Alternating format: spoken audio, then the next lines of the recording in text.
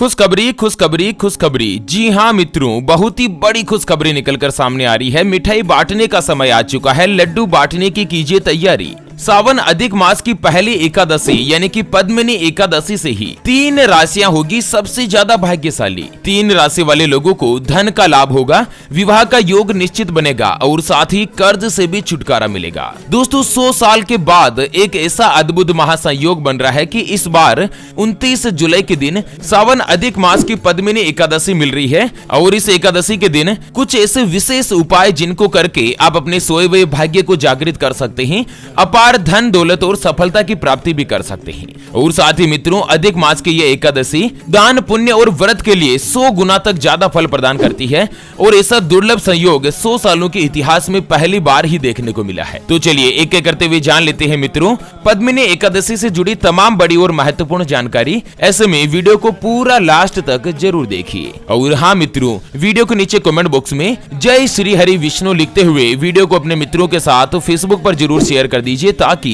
काम की जानकारी का जो अपडेट है ना वो सभी लोगों को मिल सके। मित्रों, हिंदू सनातन धर्म में पद्मिनी एकादशी को सबसे विशेष और महत्वपूर्ण माना गया है। इस बार मल मास यानी कि अधिक मास के शुक्ल पक्ष की जो एकादशी है वो 29 जुलाई 2023 शनिवार के दिन हो रही है। पद्मिनी एकादशी के दिन दान पुण्य और व्रत करने का 100 गुना फल प्राप्त होता है और व्यक्ति को यश और वैकुंठ के साथ ही अपार धन दौलत की प्राप्ति भी होती है। जो भी व्यक्ति पद्मिनी एकादशी के दिन किसी भी भूखे को भोजन कराता है, गौ माता को चारा खिलाता है, तो उसको 1000 ब्राह्मणों को भोजन करवाने के बराबर ही फल प्राप्त होता है। चलिए जान लेते हैं पद्मिनी एकादशी की पूजा की विधि के बारे में कि इस दिन किस तरह से भगवान श्री हरि विष्णु जी की पूजा करनी चाहिए। उससे पहले आपको एक महत्वपूर्ण बात बताना चाहूंगा कि हिंदू सनातन धर्म में गाय यानी कि गौ माता में 33 कोटि देवी देवताओं के साथ ही साक्षात माता लक्ष्मी जी का वास माना गया है। चाहे वेद हो, पुराण हो, ज्योतिष शास्त्र हो या फिर भागवत गीता, सभी जगहों पर गौ माता की पूजा करने का विधान है। अक्सर जब भी हम घर से बाहर जाते और देखते हैं ना कि यही गौ माता सड़क पर इधर उधर घूमती रहती है, भटकती रहती है और कई बार किसी बड़े वाहन की चपेट में आकर दुर्घटना का शिकार हो जाती है और मारी जाती है। इसके अलावा कई बार गौ माता खाने की तलाश में इधर उधर जाती है, कभी किसी मकान के बाहर तो कभी किसी दुकान के बाहर। कोई भला आदमी होता है, खाने के लिए कुछ दे देता है तो कई बार लोग इनको मारकर दुत्कार कर भगा देते हैं। बेचारी बेजुबान है, किसी से कोई शिकायत नहीं करती।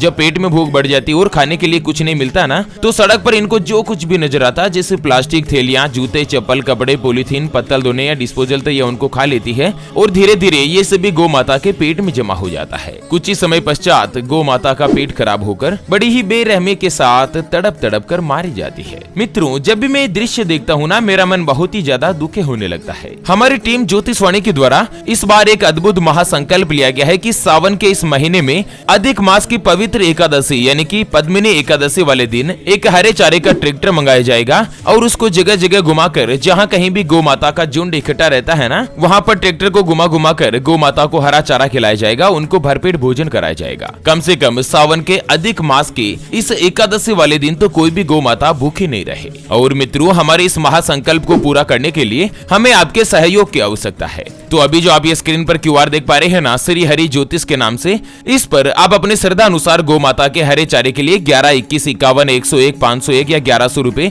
जो भी मित्रों आप आर्थिक सहयोग करना चाहो या गौ माता के हरे चारे के लिए दान करना चाहो, वो आप इस QR के ऊपर जरूर कीजिए। सच्चे हृदय और पवित्र मन के साथ किया गया दान किसी भी गौ माता को एकादशी के दिन एक दिन का भरपेट भोजन दिला सकता है और बदले में जो आपको साक्षात माता लक्ष्मी जी और भगवान कुबेर देव के साथ ही भगवान शिव का जो आशीर्वाद मिलेगा ना, वो आपको इसी साल इसी जीवन में कई हजार गुना लौट कर आएगा और यही कटु सत्य है। चलिए जान लेते हैं मित्रों पद्मिनी एकादशी की पूजा की विधि के बारे में। दोस्तों, इस बार सावन की जो पद्मिनी एकादशी है ना, वो 29 जुलाई 2023 शनिवार के दिन पड़ रही है। पद्मिनी एकादशी जगत के पालनहार भगवान श्री हरि विष्णु जी को समर्पित मानी जाती है। शास्त्रों के अनुसार जो भी व्यक्ति पद्मिनी एकादशी व्रत का पालन सच्चे मन से करता है और भगवान की पूजा अर्चना करता है, दान पुण्य करता है, तो उसको विष्णु लोक की प्राप्ति होती है। इस व्रत को करने से व्यक्ति हर प्रकार की तप, तपस्या, यज्ञ और अनुष्ठान आदि से मिलने वाले फल के समान ही लाभ प्राप्त करता है।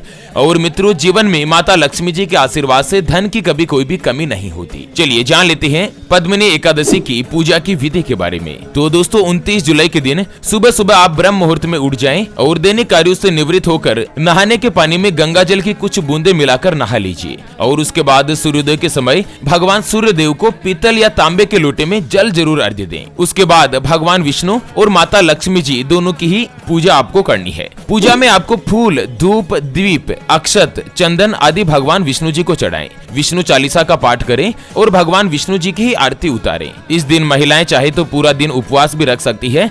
और दोस्तों, अगर आप व्रत रखते हैं ना, तो व्रत का पारण अगले दिन यानी कि द्वादशी के दिन ही किया जाता है। पद्मिनी एकादशी के दिन अन्न दान जरूर करें, चाहे गौ माता को चारा खिलाएं, चाहे किसी भी गरीब व्यक्ति को भोजन ही क्यों न कराएं। इस दिन किए जाने वाले अन्नदान का काफी ज्यादा महत्व होता है। और आप चाहें तो पद्मिनी एकादशी वाले दिन विष्णु सहस्त्र नाम का पाठ भी कर सकते हैं। और अंत में दोस्तों, माता लक्ष्मी जी और भगवान विष्णु जी दोनों की ही आरती उतारें। जो भी सच्चे श्रद्धा भाव से भगवान विष्णु जी की पूजा करता है ना, तो माता लक्ष्मी जी उनके ऊपर विशेष रूप से मेहरबान होती है। चलिए जान लेते हैं पद्मिनी एकादशी के बाद सबसे पहली जो भाग्यशाली राशि बनने जा रही है ना, वो आती है कर्क राशि, जिनके नाम का पहला अक्षर ही, हु, हे, हो, डा, डी, डू, डे और डो से शुरू होता है। उनकी कर्क राशि होती है। दोस्तों, कर्क राशि वाले लोगों के लिए 29 जुलाई यानी कि एकादशी से ही धन संबंधी मामलों में पोजीशन अच्छी होने वाली है। कार्य क्षेत्र में आप जो कोई भी काम करते हैं ना, उसमें आपको बड़ी उपलब्धि मिल सकती है और ये आपके लिए बहुत ही अच्छा और बेहतर भी होगा। आर्थिक मामलों में आपको कर्ज देने से जरूर बचना चाहिए। सावन के महीने में कर्क राशि वाले किसी को भी उधार कर्ज नहीं दें, नहीं तो आप परेशानी में पड़ सकते हैं।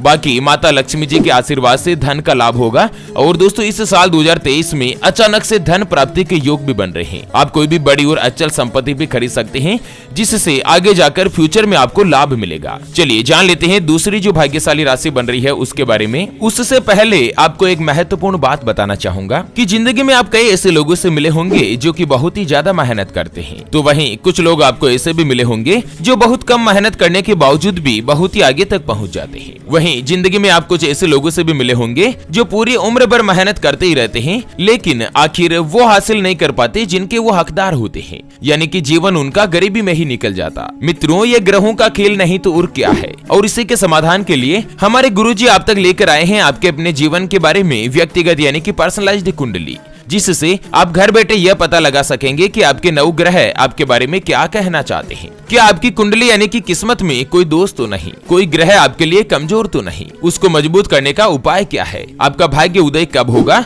जीवन में अच्छे दिन कब आएंगे, नौकरी या व्यापार किसमें आपको ज्यादा तरक्की मिलेगी, उसके बारे में कंप्लीट जानकारी हम आपको कुंडली रिपोर्ट में बताने जा रहे हैं, जिसको अभी जो आप ये स्क्रीन पर नंबर देख पा रहे हैं ना, उसके ऊपर व्हाट्सएप पर संपर्क करके आप हमारे गुरुजी से बात कर सकते हैं और अपने भविष्य की महाकुंडली के बारे में जान सकते हैं। और हाँ मित्रों, कुंडली बनवाना या गुरुजी को कुंडली दिखाना फ्री नहीं होता है। इसके लिए 251 रुपए की फीस देनी होती है दक्षिणा के तौर पर, और फ्री में थोड़ा बहुत ऐसे कुछ भी नहीं बताया जाता। अगर आपकी कोई भी समस्या है जिसका आप समाधान चाहते हैं, जैसे कि व्यापार में आपको लगातार नुकसान हो रहा है, घर में धन की कमी बनी रहती है, या आपके ऊपर कर्ज हो चुका है जिसको आप चुका नहीं पा रहे हैं, आपका विवाह का योग नहीं बन रहा है, बहुत जगहों पर आप रिश्ता देख देख कर आखिर थक चुके हैं, परेशान हो चुके हैं, लेकिन कहीं पर भी कोई भी रिश्ता फाइनल नहीं हो पाता, संतान का सुख आपको नहीं मिल रहा है, बच्चों का पढ़ाई में मन नहीं लगता, बच्चे लगातार सरकारी नौकरी या किसी अच्छी नौकरी की तलाश कर रहे हैं लेकिन उनको नौकरी में सफलता नहीं मिल रही है, दाम्पत्य जीवन में मिठास नहीं है, पति पत्नी लगातार लड़ाई झगड़ा करते रहते हैं, या पति पत्नी के बीच में कोई तीसरा आ चुका है जिससे आप छुटकारा पाना चाहते हैं। अगर कुछ भी समस्या है तो स्क्रीन पर दिए गए नंबर पर व्हाट्सएप पर संपर्क करके आप हमारे गुरुजी से बात कर सकते हैं, और मात्र 251 रुपए की एक छोटी सी नाम मात्र की फीस में आप अपने संपूर्ण जीवन की महाजन्म कुंडली के बारे में जान सकते हैं। चलिए जान लेते हैं दूसरी जो भाग्यशाली राशि रहेगी ना, जिनकी किस्मत पद्मिनी एकादशी के बाद से ही चेंज होने जा रही है, धनु राशि। जी हाँ मित्रों, जिनके नाम का पहला अक्षर ये, यो, भा, भी, भू, ध, फ, ढ और भे से शुरू होता है, उनकी धनु राशि होती है। दोस्तों, पद्मिनी एकादशी का दिन धनु राशि वाले लोगों के लिए अच्छे लाभ का संकेत दे रहा है। इस साल सावन में आपको कोई भी नई संपत्ति प्राप्त हो सकती है और आपको अपनी दैनिक दिनचर्या में भी बहुत ही अच्छा सुधार देखने को मिलेगा। घर परिवार में आपके खुशियां आएगी, आपके जो प्रतिस्पर्धी है, जो कॉम्पिटिटर्स है, व्यापार में आपके ऊपर हावी होने की जरूर कोशिश करेंगे, लेकिन अंत में आपको ही सफलता मिलेगी। कार्य क्षेत्र में सभी जगहों पर आपकी प्रशंसा की जाएगी। आप जो कोई भी काम करते हैं, चाहे नौकरी हो या व्यापार हो, उसमें आपको सफलता मिलेगी और धन का लाभ होगा। चलिए अगली और अंतिम जो भाग्यशाली राशि रहेगी ना, वो आती है मेष राशि, जिनके नाम का पहला अक्षर ला, ली, लू, ले, लो, ए, चू, चे और चो से शुरू होता है, उनकी मेष राशि होती है। दोस्तों, मेष राशि वाले लोगों के लिए पद्मिनी एकादशी के बाद से ही समय बहुत ही अच्छा और आनंददायक रहने वाला है। आपका मान सम्मान बढ़ेगा। अच्छा, जो व्यक्ति प्रोफेशनल काम से जुड़े हुए हैं, यानी कि कोई सर्विस करते हैं, माल की खरीद बिक्री नहीं बल्कि सेवा का काम करते हैं, सर्विस का काम करते हैं, उनके लिए समय बहुत ही अच्छा होगा। नौकरी या जॉब करने वाले लोगों के लिए पदोन्नति हो सकती है, प्रमोशन हो सकता है, और इस साल 2023 में आप काफी अच्छी बचत कर पाएंगे। आपको कर्ज से छुटकारा मिलेगा और कोई भी नई अचल बड़ी संपत्ति भी आप खरीद सकते हैं। आपके घर में इस साल 2023 में कोई भी नया सदस्य आ सकता है, किसी के बच्चा हो सकता है, तो दोस्तों किसी की शादी भी हो सकती है। घर परिवार में धार्मिक और मांगलिक कार्यक्रम का आयोजन होता रहेगा और दोस्तों पारिवारिक जीवन सुखद और खुशमय रहेगा। पति पत्नी के बीच रिश्तों में सुधार होगा और जो कुंवारे हैं, जो सिंगल है, उनका किसी के भी साथ रिलेशनशिप में आने का योग भी प्रबलता के साथ बन रहा है। तो चलिए इसी के साथ फिलहाल के लिए इस वीडियो को यहीं पर देते हैं विराम। फिर से होंगे हाजिर एक और नई और काम की जानकारी के साथ। तब तक के लिए ओम नमः शिवाय, जय श्री कृष्णा, जय श्री राधे मित्रों।